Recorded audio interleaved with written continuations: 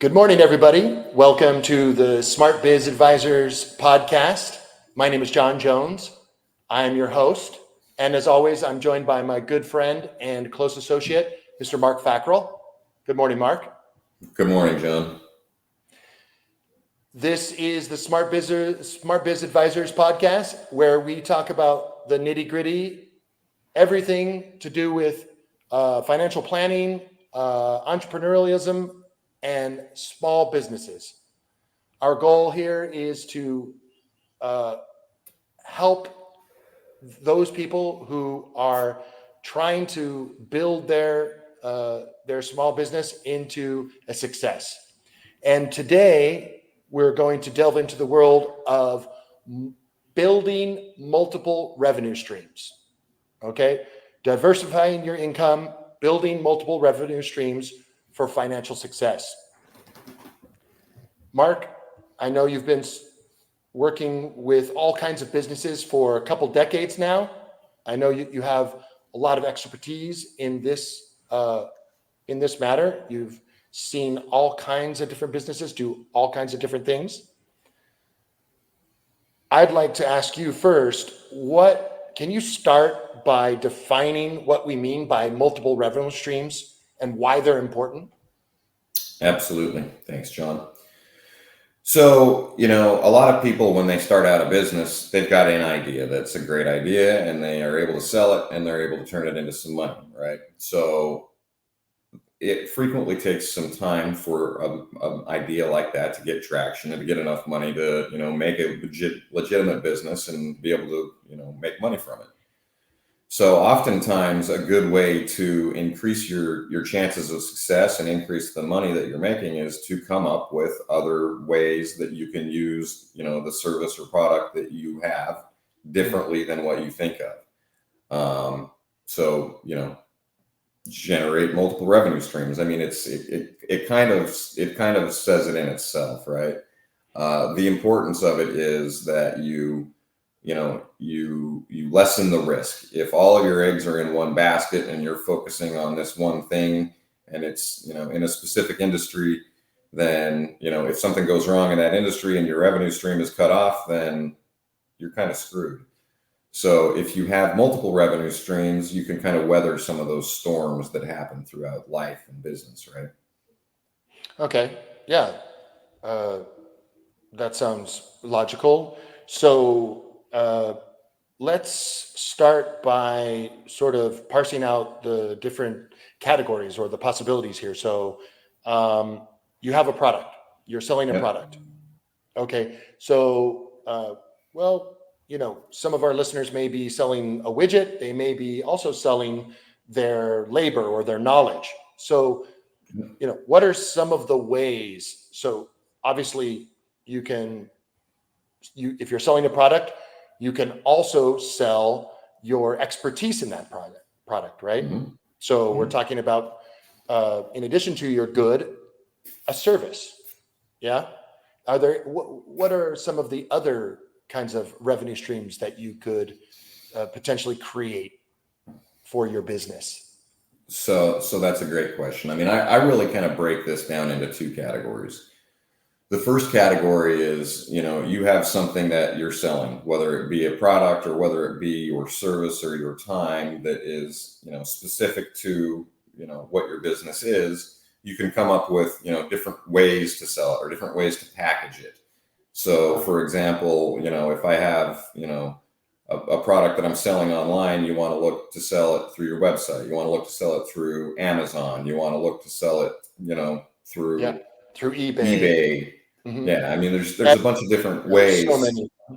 Yep. So that's, those are good things for products, right? Another good thing is for, finding maybe a different use for the thing that it is you're selling and trying to hit a different market with it, right? So that's the first group of things that I would say.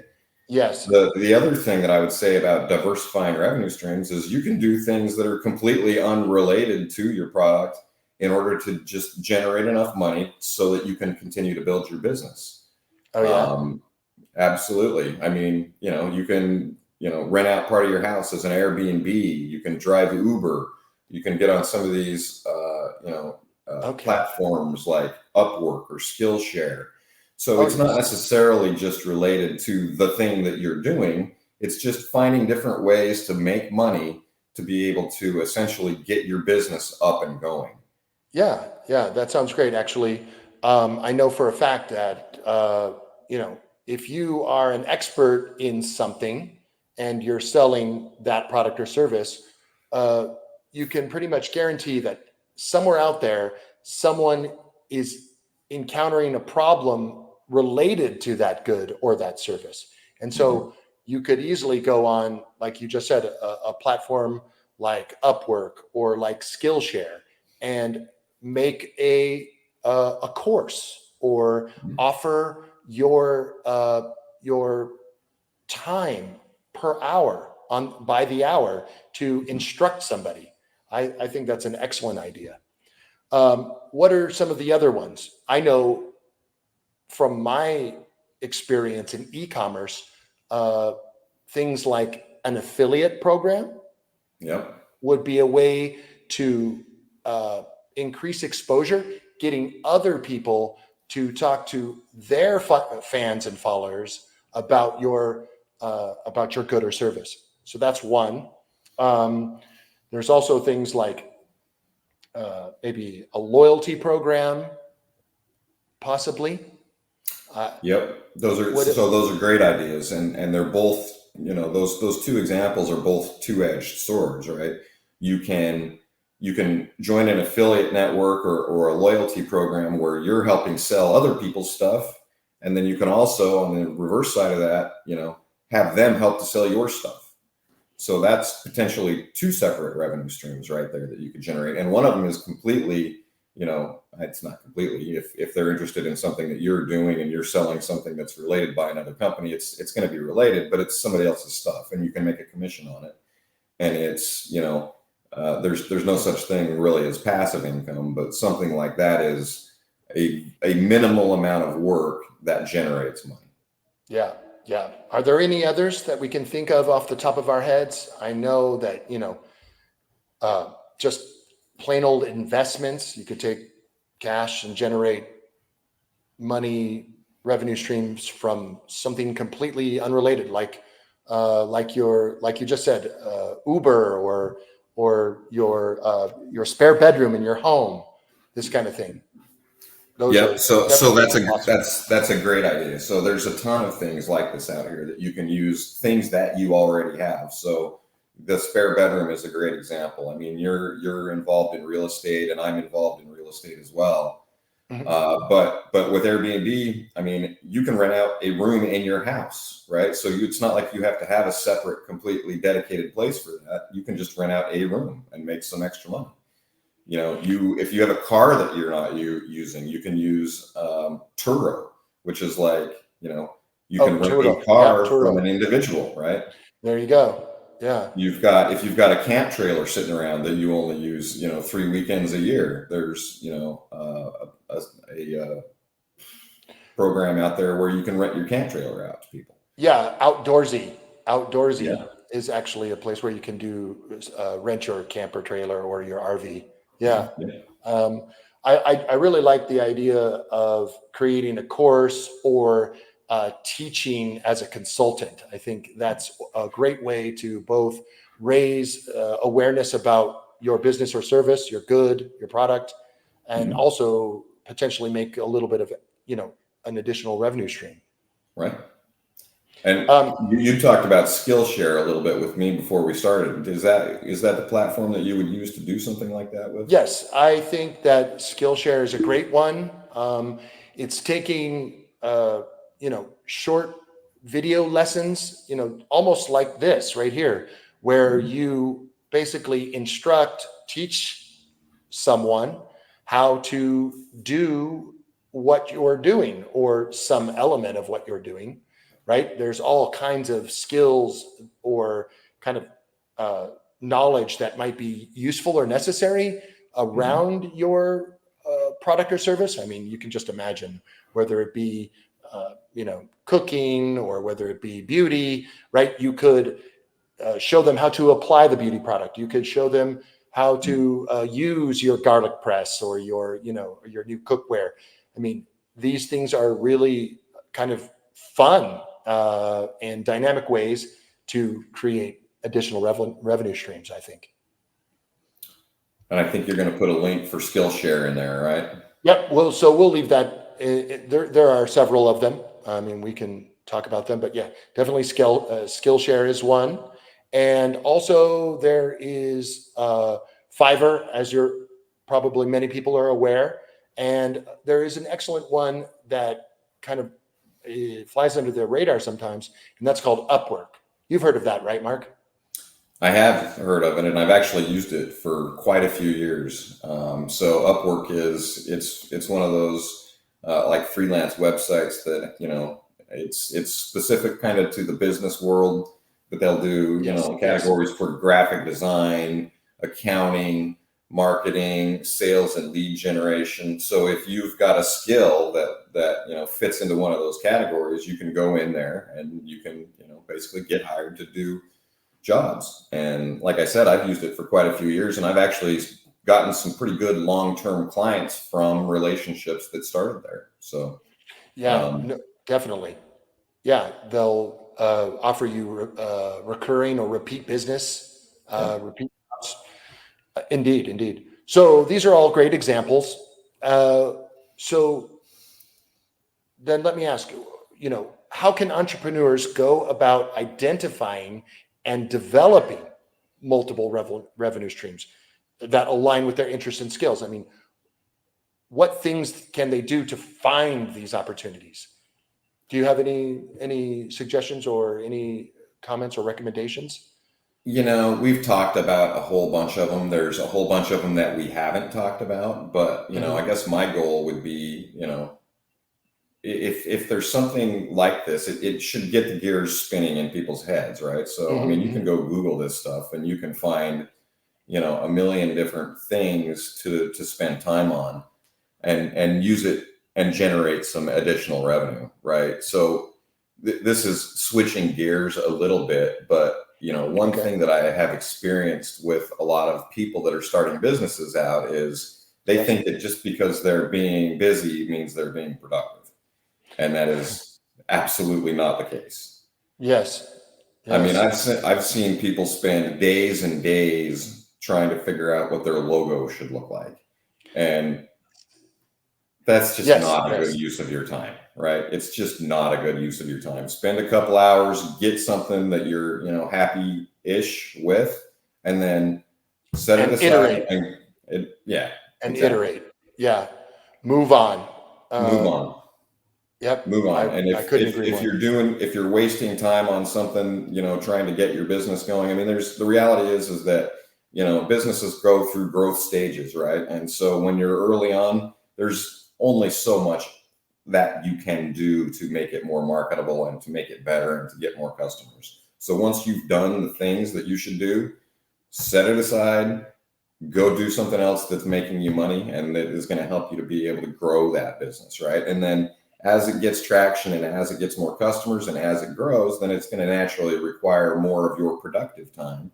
But it's really, really critical to just not waste time. And a lot of people think that if I've got to throw every bit of energy that I have into this thing, and Mhm. oftentimes it's not productive. So try and figure out what is productive and use that and grow your business that way. And if you're doing something that's not adding value, then do the value add part that you can and then move on to the next thing.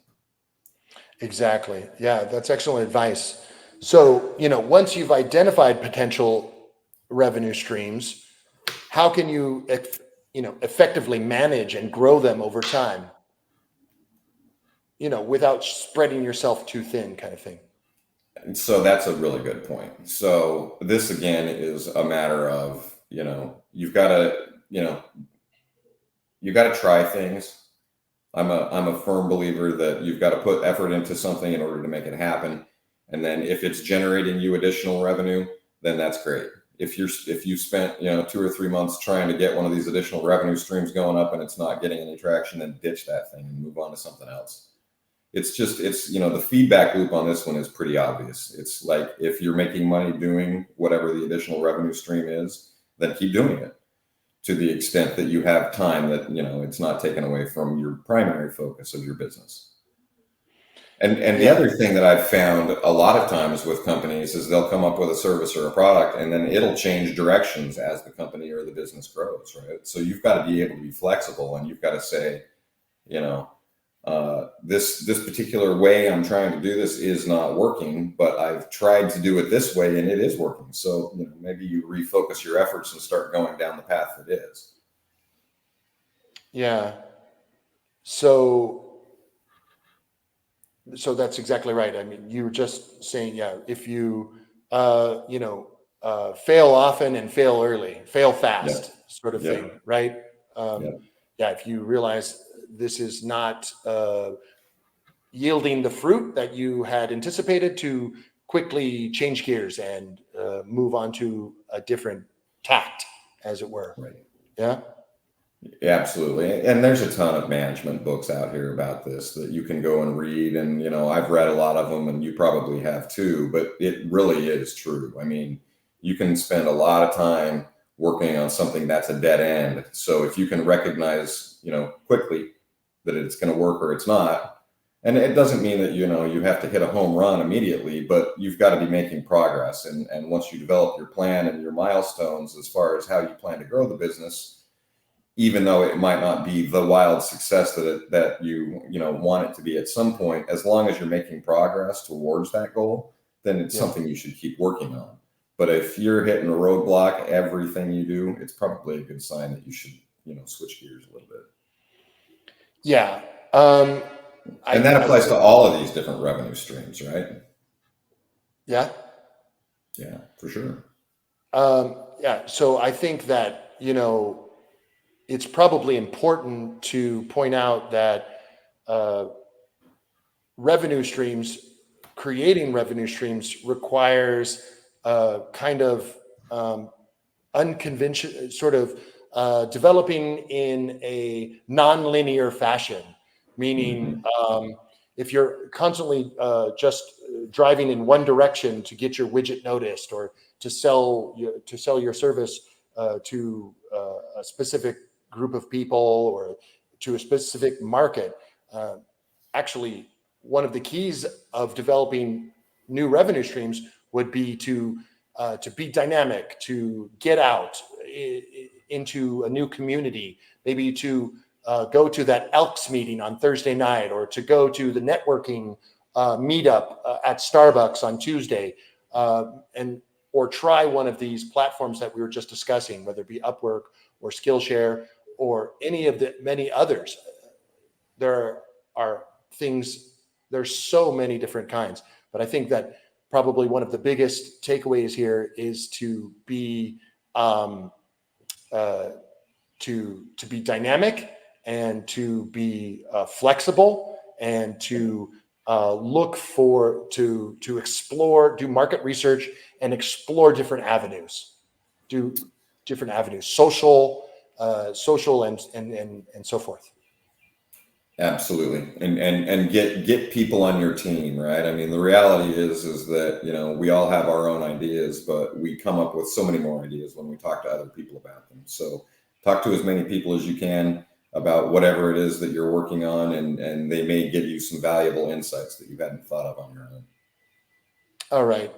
Great. Wise words. So before we wrap it up, do you have any final tips or recommendation or advice for our listeners who are looking to diversify their income streams?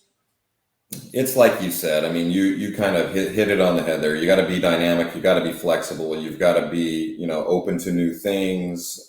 You can't be rigid about things. You've got to really just roll with what the opportunities are out there. And the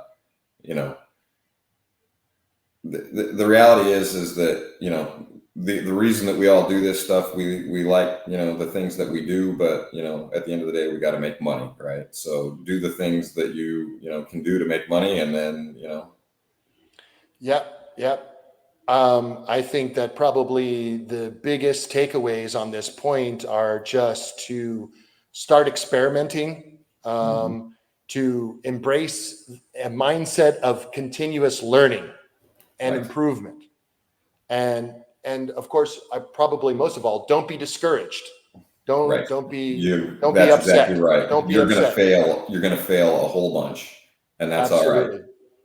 Absolutely. You know that you're an expert in what it is you're doing. You are producing an excellent widget. You're offering a first-class service. So be confident, but be dynamic and experiment, and embrace that mindset of continuous improvement and continuous learning. Absolutely. Yep. All right. Well, thank you very much, Mark, for sharing your insights on this topic. I'd like to thank our listeners for joining in. And once again, please contact us with any of the topics or the issues that are facing you and that you'd like us to discuss. We would be glad to cover it. Absolutely. I want to thank everybody, and I want to thank you, John. It's been a pleasure as always. Yeah. Good talking to you, and tune in next time. We'll see you soon. Cheers, guys. Thanks.